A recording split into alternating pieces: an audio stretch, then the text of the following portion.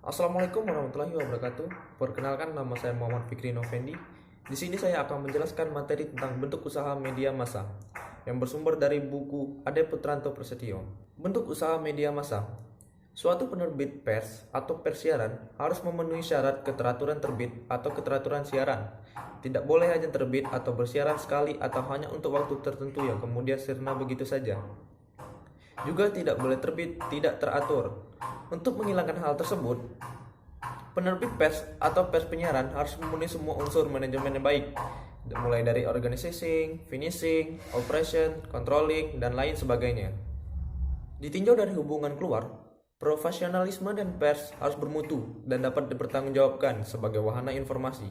Pers harus dapat menyalurkan informasi yang akurat, terpercaya, lengkap, teratur, dan faktual.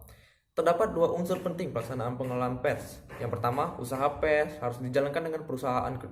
Kedua, perusahaan pers harus berbentuk badan usaha yang berbadan hukum atau legal entity.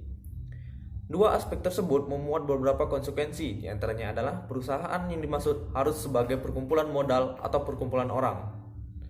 Dengan demikian, perusahaan pers tidak dapat dilakukan secara perorangan. Dalam makna hukum, perusahaan adalah aktivitas ekonomi yang dijalankan secara teratur atau terbuka dengan maksud mencari laba. Selain itu, konsekuensi lainnya itu bahwa perusahaan pers harus berbentuk badan hukum. Dalam Undang-Undang Pers dan Standar Perusahaan Pers disebutkan, badan hukum perusahaan pers dapat berbentuk perseorangan, terbatas, dan berbentuk badan hukum lain.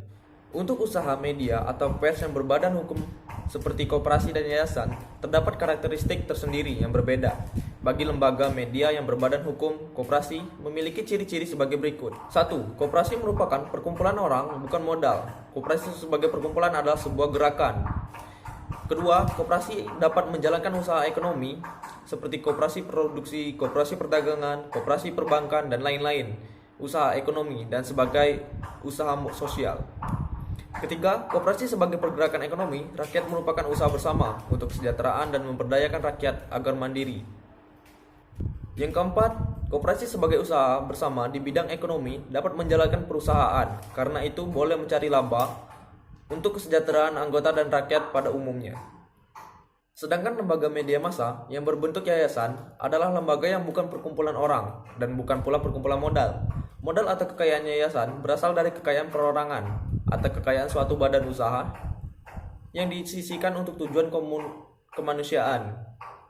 Yayasan tidak boleh menjalankan perusahaan untuk mencari laba. Karena itu, secara normatif, yayasan dilarang menjalankan perusahaan jika hanya berfokus untuk mencari laba. Pada praktiknya, ternyata ada beberapa yayasan yang mengelola media pers. Mungkin saat ini karena adanya perkembangan zaman yang memungkinkan yayasan mengelola media pers.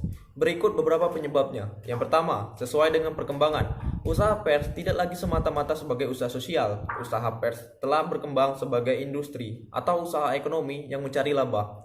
Yang kedua, usaha pers membutuhkan kecukupan modal, bahkan modal besar. Kecukupan modal lebih mudah dicapai sebagai bagian saham atau penjualan saham kepada para pemilik modal. Ketiga, pertanggungjawaban terbatas. Para pemegang saham atau pemilik modal hanya memikul tanggung jawab terbatas, yaitu sebesar harga saham yang dimiliki. Dengan perkataan lain, masing-masing harga bertanggung jawab sebesar harga sarana yang dimiliki. 4. Ada pemisahan antara kekayaan PT dan kekayaan pribadi.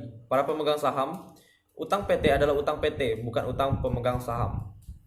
Memperhatikan kriteria dari tujuan pers sebagai usaha ekonomi, sampai saat ini bentuk badan usaha koperasi pers belum menarik. Bentuk yayasan sudah semestinya tidak dipilih sebagai wadah perusahaan ekonomi, kecuali pers yang dibuat semata-mata untuk kepentingan sosial atau kepentingan kemanusiaan. Walaupun suatu perusahaan pers didirikan atas dasar motif ekonomi dan memiliki bentuk badan hukum ekonomi, tetapi perusahaan pers memiliki berbagai karakteristik yang harus senantiasa dijaga. Karakteristik tersebut antara lain. Yang pertama, sebagai perusahaan pers, badan usaha pers harus tunduk pada asas dan kaidah pers, seperti menjaga kemerdekaan pers, menghormati kode etik pers, dan menjaga profesionalisme pers.